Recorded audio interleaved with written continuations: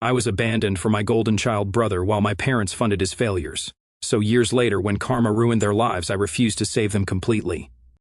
My name's Ethan, and if I had to describe my family dynamic in one word, it would be lopsided. Growing up, my parents, Mark and Linda, didn't just have favorites. They had a favorite. My younger brother Ryan was the golden child. He was their pride and joy, the one they doted on, praised, and supported in every possible way. And me? I was the invisible one, the kid who got just enough attention to keep me alive but not enough to feel like I mattered. Ryan was one of those kids everyone loved to be around. He had that magnetic energy, always smiling, always talking, always charming people from the moment he could walk. My parents acted like he was some kind of miracle. I, on the other hand, was quieter and more reserved. I liked books, drawing, and tinkering with little projects in my room. I wasn't the type of kid who lit up a room, and I guess that made me less interesting to them.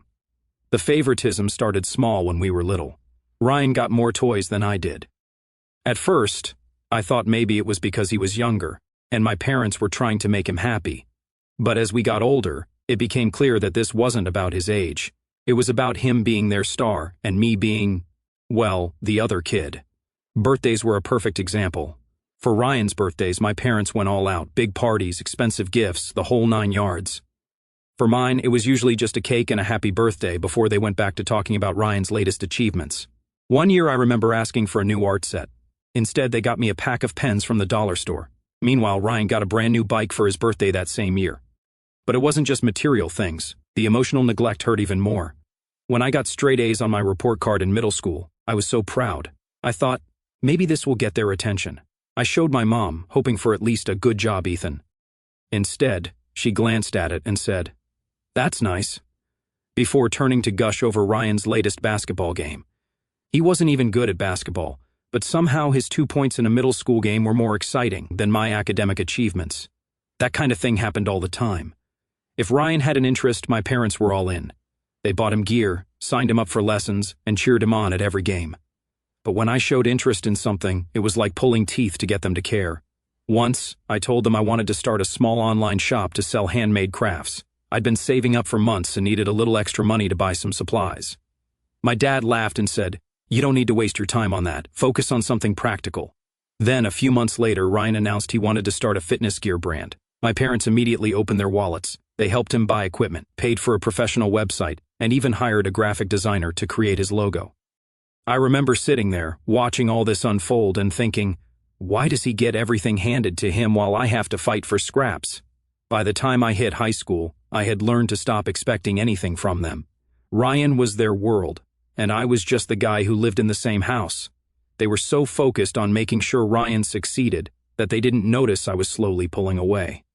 Ryan, of course, loved being the center of attention. He had this smug attitude, like he knew he was the favorite and enjoyed rubbing it in my face. If I got a new pair of shoes, he'd laugh and say, "Finally upgrading from those hand-me-downs?" If I tried to join a conversation at the dinner table, he'd interrupt and steer the topic back to himself. It wasn't just annoying, it was humiliating.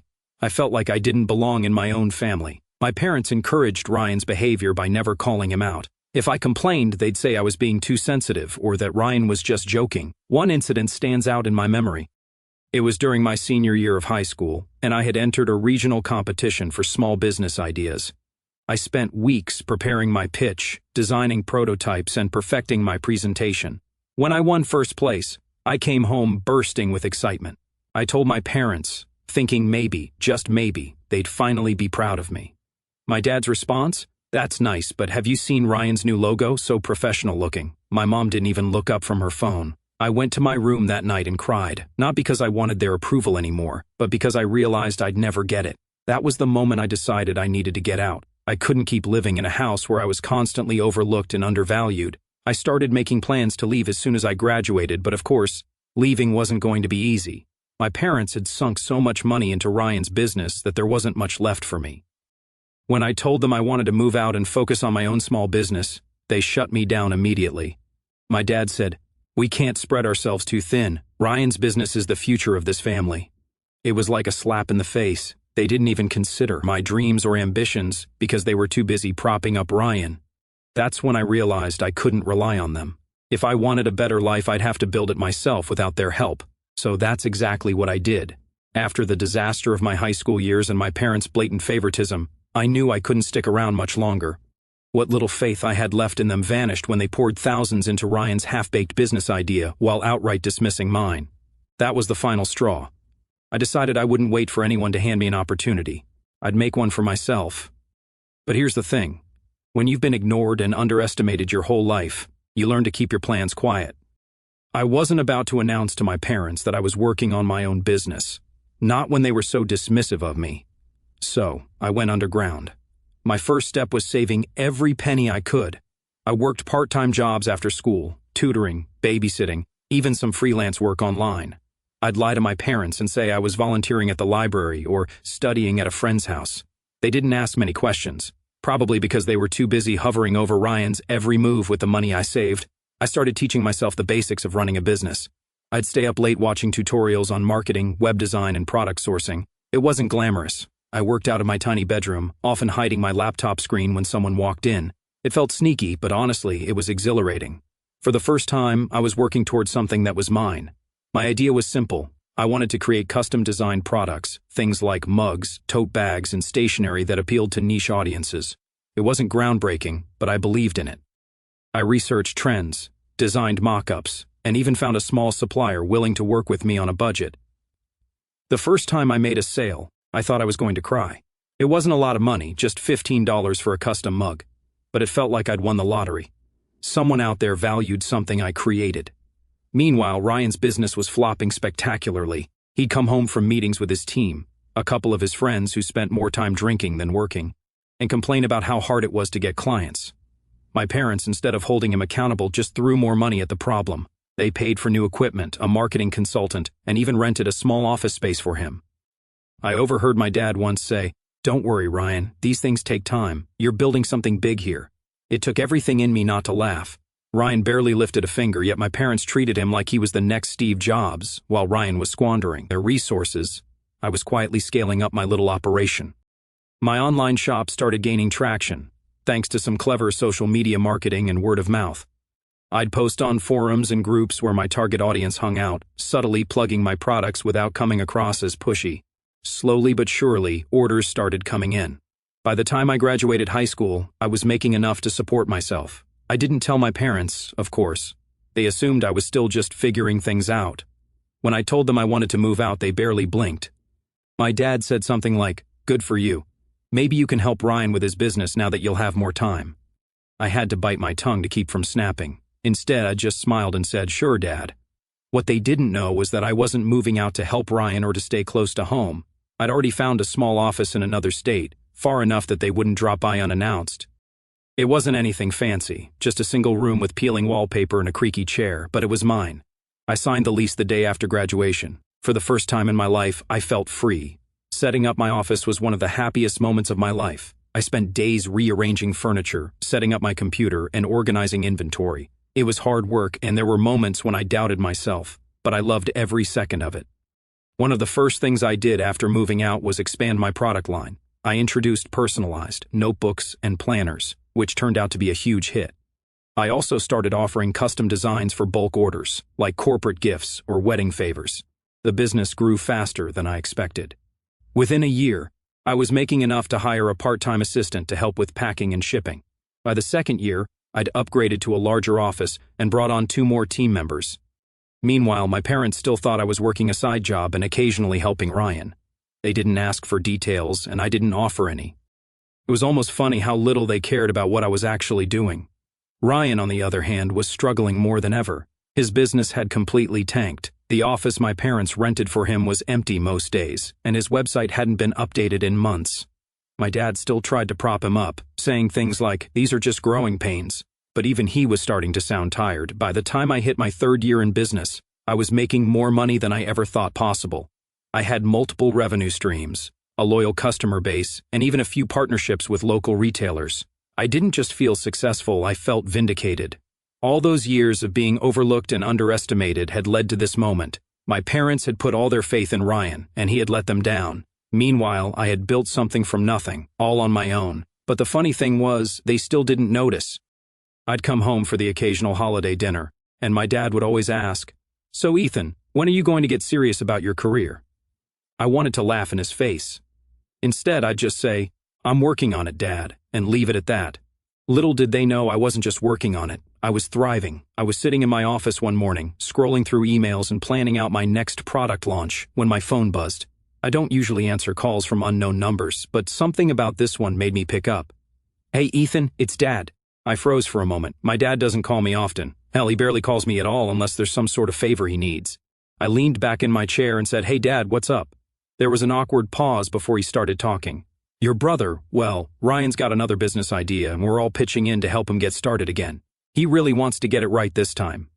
I felt my stomach twist. It wasn't anger exactly, it was more like disappointment. That familiar weight I'd been carrying since I was a kid. "Okay," I said cautiously, waiting for the inevitable ask. "Well," Dad continued, "we thought it would be great if you could come home for a family meeting, to brainstorm and help Ryan get this thing off the ground." And there it was, the real reason for the call. I laughed, I couldn't help it. "You want me to help Ryan with another business idea?" "Don't laugh, Ethan," he said. "He's learned a lot since the last one didn't pan out, and families should stick together during times like this." I leaned forward, resting my elbow on my desk. "Dad, with all due respect, why would I do that? You've never once asked me for help before." He sighed, and I could almost hear him massaging his temples through the phone. "Look, Ethan, it's not just about Ryan. It's about the family's reputation. People are starting to talk, They're wondering why Ryan can't seem to make anything work. If we all come together, we can help him turn things around and shut those people up." That's when it hit me. This wasn't about family. It wasn't about Ryan. It was about appearances, as always. My parents didn't want to help Ryan because they believed in him. They just didn't want to look bad in front of their friends and neighbors. "I'm sorry, Dad," I said, trying to keep my voice steady. "I've got my own business to run. I don't have time to play cheerleader for Ryan." That's when the guilt trip started. My dad launched into a monologue about how much they'd sacrificed for us, how hard it was to raise two boys, and how I should be grateful for everything they'd done. I stayed silent, letting him ramble. When he finally ran out of steam, I said, "I'm not coming home, Dad. I've got too much on my plate." The line went quiet for a moment, and then he said, "If you don't come, we'll stop supporting you financially." I almost laughed again. "Dad, I haven't needed your money in years. Stop pretending like you've been supporting me." There was a long pause. "What's that supposed to mean?" It was petty, but I couldn't resist. "It means I've been running my own business for the past few years. I'm doing fine without your help." I could hear the disbelief in his voice. "You're joking." "I'm not. I've got a thriving business, Dad. I'm making more than enough to take care of myself, so no, I won't be coming home to help Ryan." There was a long silence, and then he hung up without another word. I thought that was the end of it, but of course it wasn't. The next day, my mom called. "Ethan, sweetheart, we need to talk." Her voice was soft, almost pleading, but I knew better than to fall for it. "What do you need, Mom?" She sighed dramatically. "It's about Ryan. He's been so stressed lately, and your father and I are worried about him. We think it would mean a lot to him if you came home and supported him. He's your brother, after all." I gritted my teeth. "Mom, I'm not coming home. I have my own life, my own business. Ryan's problems aren't my responsibility." "But we're a family," she said, her voice breaking like she was on the verge of tears. "You can't just turn your back on us." "Mom, I didn't turn my back on you. You turned your back on me a long time ago. I'm not going to drop everything just because Ryan needs another bailout." She sniffled, but I didn't feel an ounce of sympathy. For years, I'd craved their approval, their attention, their support. Now that I didn't need any of those things, they suddenly wanted me to play the role of the perfect son. "Ethan," she said, her voice steadier now, "we just want what's best for everyone. Can't you see that?" "No, Mom," I said firmly. "You want what's best for Ryan. You always have. I'm done being second place in this family." I hung up before she could respond. Over the next week, the calls kept coming. My dad left angry voicemails, accusing me of being selfish and ungrateful. My mom sent me long texts about the importance of family and how I was breaking her heart. I ignored them all. But then something unexpected happened. One of my friends from high school reached out and said my dad had been asking around about me. Apparently, he'd gone to the local college I was supposed to be attending and tried to pull my records. When they told him I wasn't a student there, he completely lost it. I could only imagine the look on his face when he realized I'd been lying to him for years. A few days later, I got another call from my dad. This time, he was furious. "What the hell have you been doing with all the money we sent you for tuition?" I couldn't hold back my laughter. "I used it to build my business, Dad. Thanks for the seed funding." "You lied to us," he shouted. "Do you have any idea how embarrassing this is?" "For who?" I shot back. "For you, Ethan?" Because I'm doing just fine. He tried to lecture me about trust and respect, but I cut him off. You want to talk about trust? Where was that when I needed it? When I was busting my ass to succeed and you couldn't even bother to notice? He hung up on me again. That's where things stand now. My parents are furious, Ryan's probably sulking, and I'm just sitting here finally feeling free. I thought the chaos would die down after I dropped the truth bomb on my dad about my business and my independence, but I was wrong. If anything, it stirred up a bigger storm. A few days after the phone call, my mom showed up at my office. Yes, she showed up, unannounced and uninvited. It was late in the afternoon, and I was wrapping up a meeting with one of my team members when the receptionist poked her head into my office and said, Ethan, there's a woman here asking for you. She says she's your mom." I was stunned for a second. My mom had never taken any real interest in my life, so to have her standing outside my office was surreal. I told the receptionist to let her in, mostly because I didn't want her making a scene in the lobby. Mom walked in, looking around like she couldn't believe what she was seeing. "This is nice," she said, her voice laced with surprise. "Thanks," I said flatly, not bothering to mask my annoyance. "What are you doing here, Mom?" She sighed dramatically, like this was all some big inconvenience for her. "I wanted to talk to you face to face. You've been avoiding my calls and your father and I are worried about you." I leaned back in my chair, crossing my arms. "Worried about me? Since when?" "Don't be like that, Ethan," she said, her tone shifting to one of forced sweetness. "We're family. Families argue sometimes, but we need to stick together." I could feel my patience thinning. "Is that why you're here? To guilt-trip me into coming home and playing happy family?" Her face fell for a moment, but she quickly recovered. "No, I'm here because we want to make things right. Your father and I talked about it, and we realized we might have been too focused on Ryan over the years. We want to make up for it." I didn't believe her for a second. Make up for it? How exactly? By pretending the last 20 to some years didn't happen? Her eyes darted around the room, avoiding my gaze. We want to support you now, Ethan. You've obviously done well for yourself and we're proud of you." I scoffed. "Proud? You didn't even know what I was doing until a week ago. You didn't care when I needed you, and now you suddenly want to act like supportive parents? Why? Because Ryan's business failed, and you need someone to bail you out?" Her face flushed red. "That's not fair. We've always cared about you." "Stop," I interrupted, my voice sharp. "Let's not rewrite history. You came here because you're desperate, not because you care. So why don't you drop the act and tell me what you really want?" She hesitated, her hands fidgeting with the strap of her purse. Finally, she said, "Your father and I are in a bit of a financial bind. Ryan's last venture cost us more than we expected, and, well, we were hoping you could lend us some money to get back on our feet." I laughed bitterly. "Of course, it always comes back to money." "It's not just about money," she said quickly.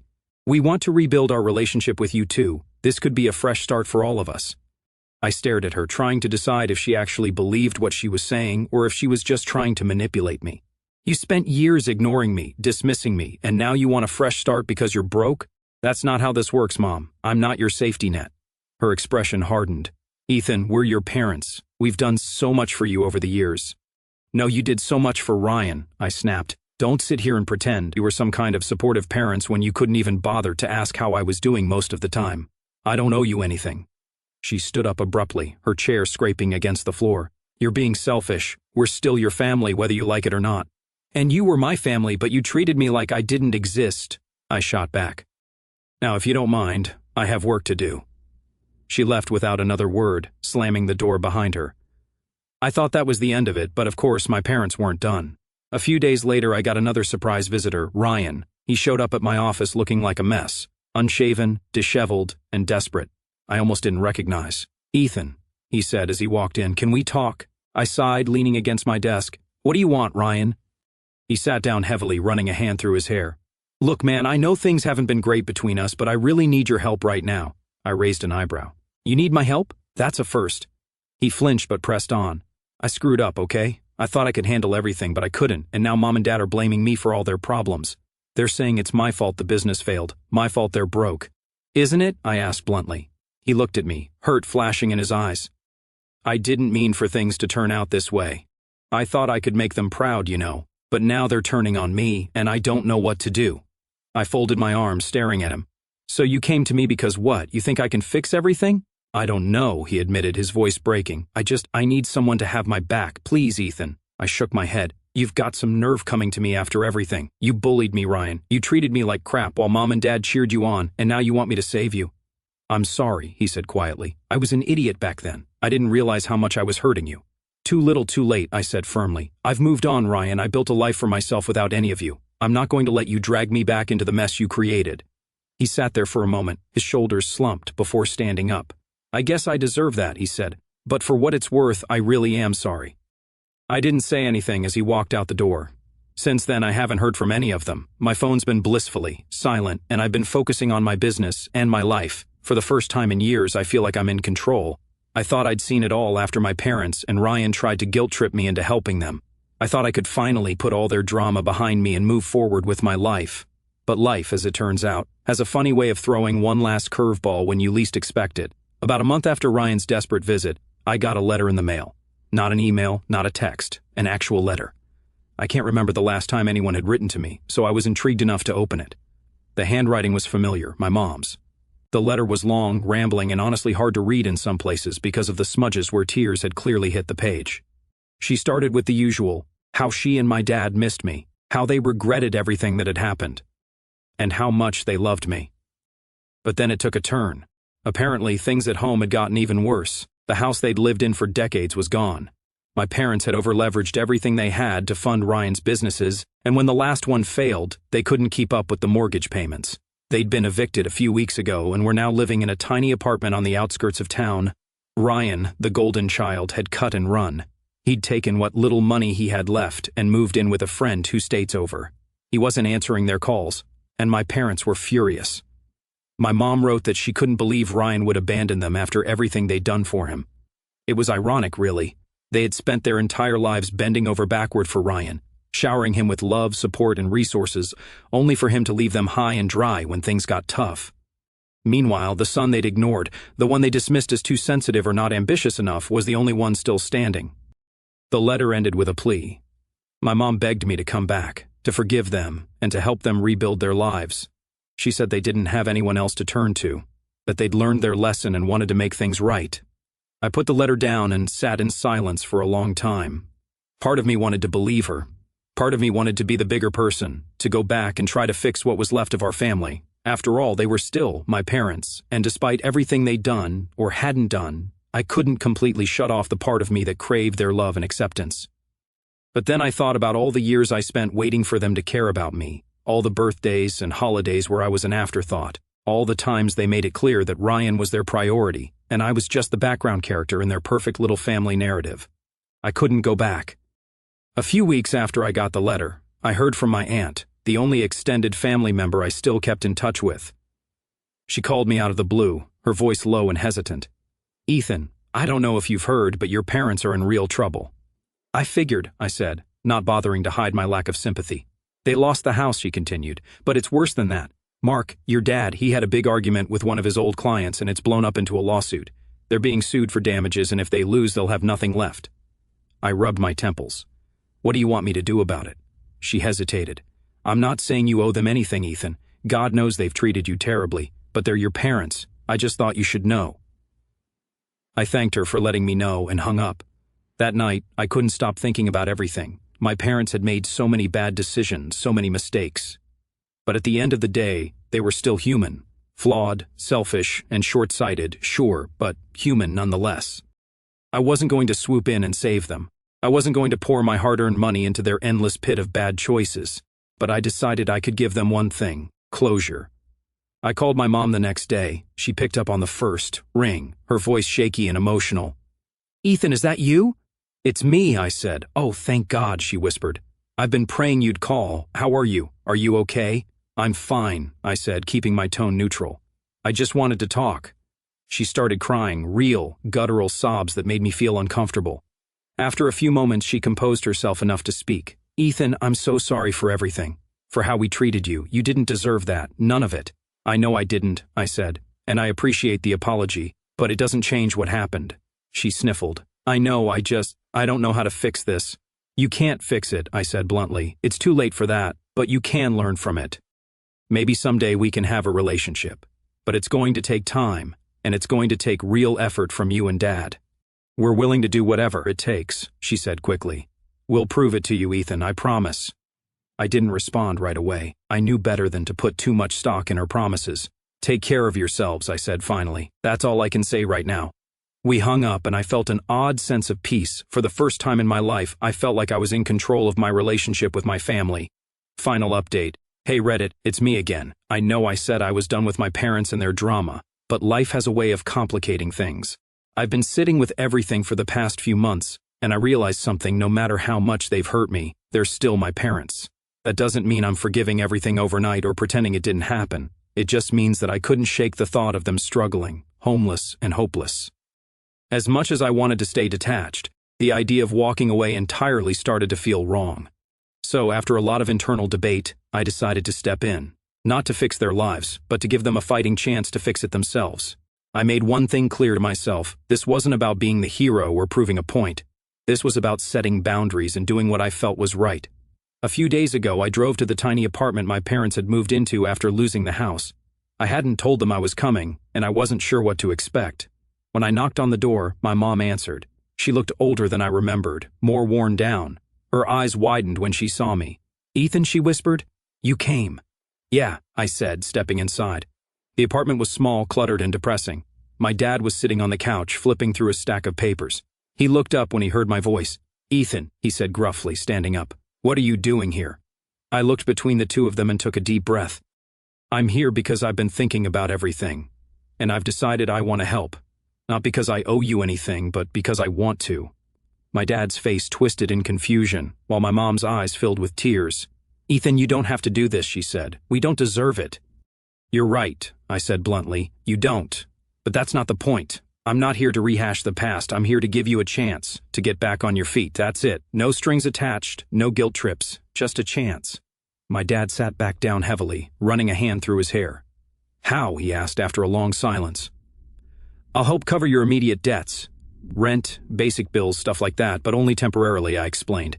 "And I'll help you figure out a plan to get back on track. But that's it. The rest is on you."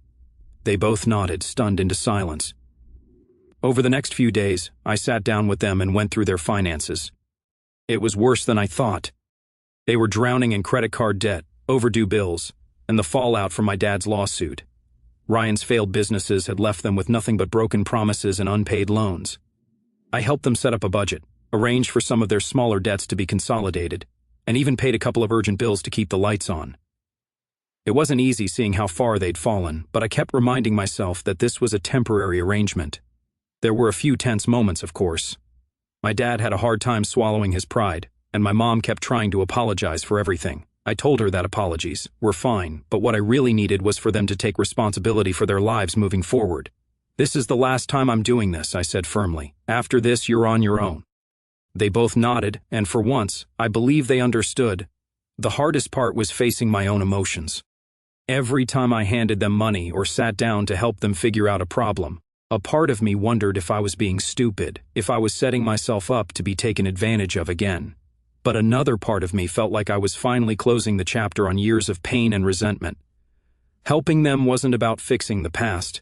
It was about proving to myself that I could rise above it. It's been a week since I stepped in, and so far things seem to be moving in the right direction. My parents have started looking for part-time jobs, and they're taking the budgeting seriously. I even set up an online bill pay system for them to make things easier. I'm not saying everything's perfect now. There's still a lot of history between us, and it's going to take a long time to rebuild trust. But for the first time in a long time, I feel like we're moving forward instead of just spinning in circles. I'm cautiously optimistic, but I'm also keeping my boundaries firmly in place. If they slip back into old habits, I'll walk away again. No hesitation. But for now, I'm willing to give them this one last chance. Thanks for sticking with me, Reddit. I'll let you know how it goes. Fingers crossed.